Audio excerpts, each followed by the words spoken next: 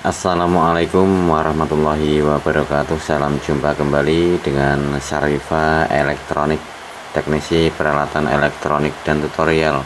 Pada kesempatan kali ini saya akan membagikan tutorial bagaimana cara dasar mengetahui fungsi dalam keyboard sebuah komputer atau laptop. Namun sebelum saya melanjutkan video tutorialnya, bagi teman-teman atau pemirsa semuanya yang belum menekan tombol subscribe, silakan menekan tombol subscribe dan jangan lupa nyalakan tombol lonceng notifikasinya agar pemirsa semuanya selalu mendapatkan informasi video tutorial terbaru dari Syarifa Elektronik. Dan bagi pemirsa yang sudah menekan tombol subscribe, saya ucapkan terima kasih. Baik, pertama-tama adalah fungsi huruf ya, atau abjad. Jadi dari A sampai Z ini fungsinya adalah untuk membuat kerja word ya, atau ketikan ya. Mulai dari A sebagai contoh A. Nah, ini A kecil ya, dan B sampai Z nanti akan kecil semua ya. B, C, D ya, kecil semua. Bisa teman lihat ya. Nah, bagaimana supaya bisa merubah abjadnya ini menjadi huruf besar?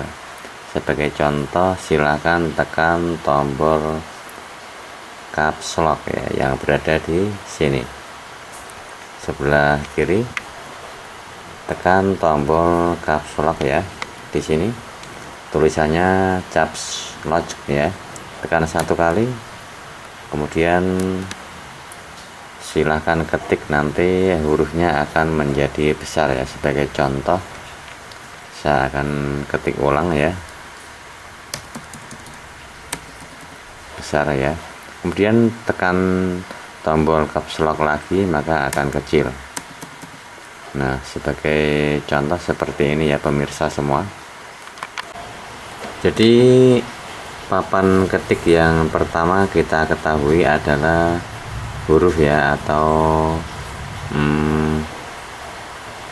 abjad ya, dari A sampai Z ya. Coba A, B, C, D, E, F, G, H, I, J, K, L, M, N, O, P, Q, R, S, T, U, V, W, X, Y, Z ya. Sudah ya.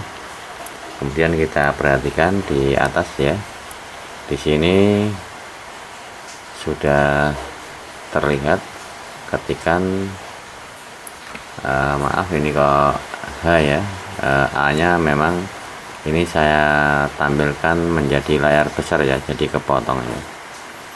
Kemudian kita enter. Untuk memilih halaman bawahnya kita tekan enter ya. Untuk melanjutkan halaman bawahnya kita tekan enter. Di sini ya, seperti ini kita tekan enter.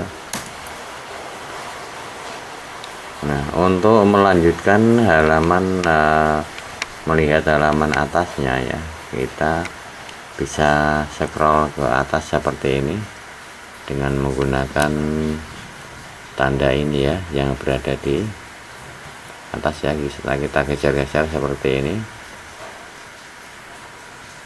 Oke, yang di sini ya.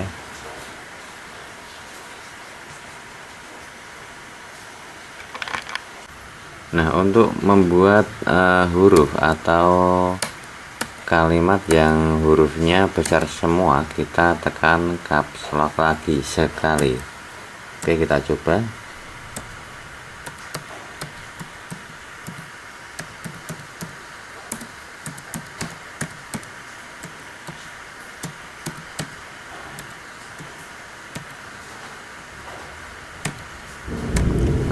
Ini hurufnya sudah besar semua teman-teman ya. Jika teman-teman menginginkan hurufnya kecil, maka silakan tekan caps lock lagi. Jika menginginkan hurufnya besar lagi, maka tekan tombol caps lock lagi yang berada di papan ketik atau keyboardnya. Kemudian untuk menulis dari halaman bawahnya, kita tekan tombol enter ya, kita tekan enter seperti ini sebagai contoh ya. Ini bebas ya, ini ya. Nah, di mana posisi tombol enternya? Jadi setiap keyboard PC atau komputer atau laptop itu semuanya sama ya. Jadi posisi enter berada di sini ya, yang ada tulisannya enter. Nah, ini ya, enter ya, untuk melanjutkan halaman bawah ya. Nah, kemudian bagaimana jika saat kita menulis terjadi kesalahan dan kita ingin mengeditnya atau menghapusnya dan membetulkan kembali? Nah, jika ingin menghapus dari kanan ya, saya beri contoh dari sini. Ini saya hapus, saya kembalikan lagi, saya hapus lagi dari kanan, saya ketik lagi ya, dengan cara menekan tombol backspace ya. Di sini tombol backspace untuk menghapus dari posisi kanan. Kemudian coba saya hapus dari posisi kiri ya. Sebagai contoh, saya hapus dari posisi kiri ini. Ini saya hapus dari posisi kiri ya. Bisa teman-teman perhatikan, saya hapus dari posisi kiri. Saya tambahkan lagi. Nah, saya hapus dari kiri ya, maka yang hilang akan yaitu huruf J ya, karena kita menghapusnya dari kiri. Atau bisa kita pindah ke sini, maka menghapusnya dari kiri. Nah, bagaimana cara menghapus huruf atau kalimat dari kiri? Yaitu dengan cara menekan tombol delete ya. Di mana posisi delete? Nah, dengan menekan tombol delete ini ya, ini untuk menghapus dari posisi sebelah kiri ya. Kita tekan, maka akan menghapus dari sebelah kiri. Tulisannya delete ya, ini membacanya delete.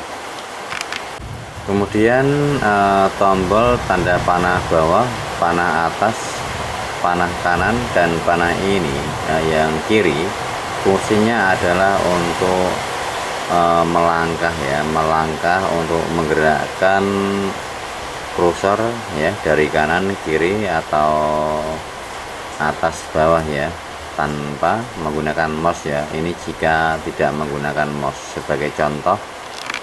Oke, ini posisinya di sini ya. Sekarang saya gerakkan ke kiri dengan tanda panah kiri ya, ke kanan,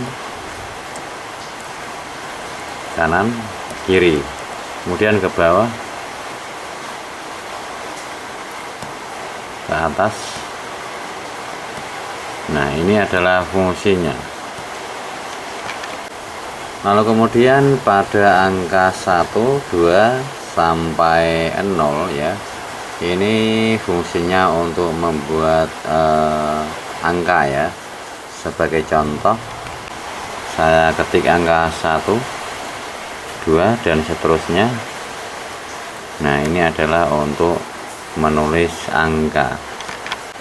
Lalu pada setiap angka ya, ini di bagian pojok kiri atas terdapat simbol ya. Simbol itu angka 1 simbolnya tanda seru, angka 2 simbolnya tanda @ 3 pagar, 4 dolar, 5%, 6 pangkat ya, naik, 7 untuk simbol dan, kemudian 8 simbol bintang atau perkalian, angka 9 kurung buka, angka 0 kurung tutup.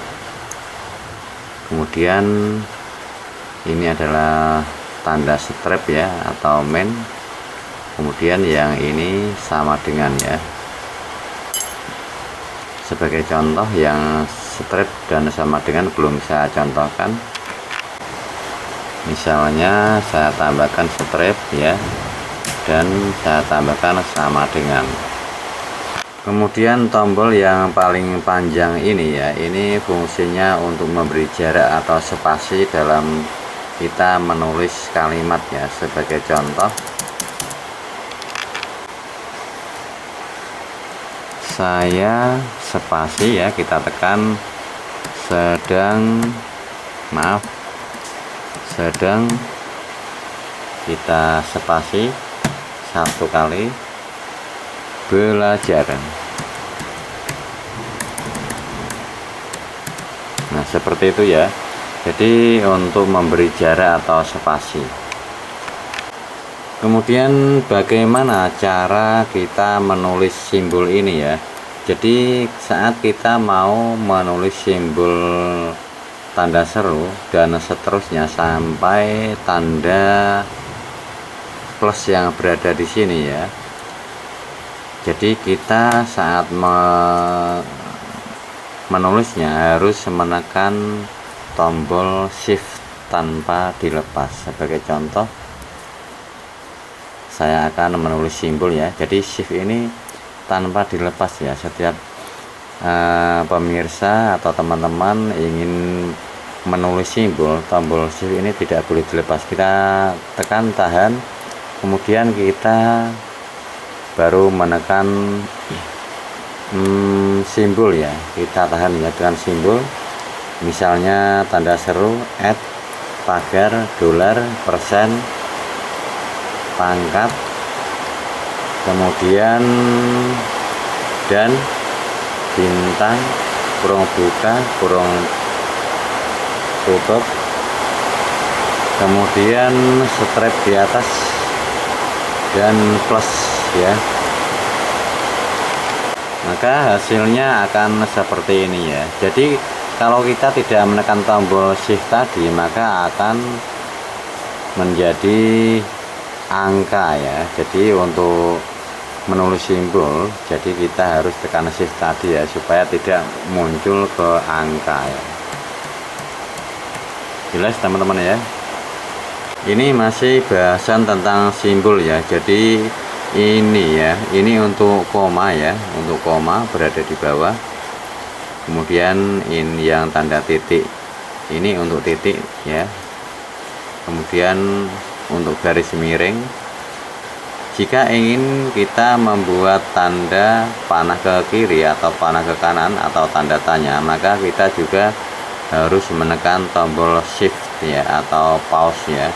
Coba kita tekan shift ya. Jadi shift ini ada 2 ya, di sini sebelah kanan dan sebelah kiri ya. Yang sebelah kiri hanya shift, yang sebelah kanan ini ada shift dan pause, namun fungsinya sama. Coba kita tekan ya. Kita perhatikan di layar, saya akan membuat tanda panah kiri, kemudian panah kanan, tanda tanya ya. Jadi seperti itu ya. Tiap kita mengaktifkan ingin menulis simbol, maka kita tekan tombol shift tanpa dilepas. Kemudian tombol tabs ya, tabs ini ya, yang bertanda tabs kanan dan tabs kiri ya. Ini untuk melompat ya, atau spasi panjang ya. Sebagai contoh ya, kita tekan, kita perhatikan layar coba. Nah, silakan teman-teman perhatikan, saya akan menekan tombol tab ya. Jadi melompatnya akan panjang seperti ini, beda dengan spasi ya, yang hanya kecil saja ya. Untuk tab maka lompatannya akan panjang. Biasanya ini digunakan untuk membuat paragraf ya, atau jarak dari kiri ke kanan. Nah, kemudian untuk tombol ini ya, ini adalah kurung buka yang kotak ya, kemudian kurung tutup yang berupa setengah kotak, kemudian ini garis miring yang berbalik arah ya. Jika kita ingin mengaktifkan yang garis lurus ini, atau kurung buka seperti ini, atau kurung buka seperti ini, maka kita harus menekan tombol shift tanpa dilepas ya. Sebagai contoh, saya contohkan, perhatikan layar monitor. Coba saya praktikkan, saya tekan tombol shift tanpa saya lepas, kemudian yang tanda kurung tutup di sebelahnya, kemudian tanda garis atas seperti ini ya. Jika kita tanpa menekan tombol shift, maka jadinya akan kurung buka setengah kotak ini, atau kurung tutup setengah kotak ini, atau garis miring yang berbalik ini ya. Ini tanpa menekan tombol shift. Kemudian tombol PG up atau back up atau PG down atau PGDN, ini fungsinya untuk menampilkan halaman atas ya secara cepat ya, tanpa menggunakan mouse, atau halaman bawah secara cepat. Sebagai contoh, silahkan perhatikan layar. Saya akan menekan tombol back up atau PG up, PG down. Nah, hasilnya seperti ini ya. Jadi akan menampilkan halaman sebelum dan sesudahnya dengan cepat. Kemudian untuk tombol CTRL atau kontrol ya, ini fungsinya banyak sekali ya. Biasanya tombol CTRL atau kontrol ini digunakan untuk yang sudah mahir ya, atau profesional ya. Ini bisa digunakan untuk menyimpan data ya. Sebagai contoh, jadi tombol kontrol atau CTRL ini digunakan untuk menyimpan data dengan cepat ya. Sebagai contoh, kontrol tanpa dilepas kemudian tekan S, maka Anda akan dihadapkan pada pilihan penyimpanan data ya. Ini hanya untuk profesional ya. Jadi untuk pemula saya akan memberikan tutorial melewati menu saja ya, terlebih dahulu. Lewat menu pilihan, bukan tombol alternatif ya, karena tombol alternatif ini untuk profesional atau yang sudah mahir. Kemudian tombol FN ini juga untuk yang sudah profesional atau mahir. Tombol ini ya juga untuk yang sudah profesional ya.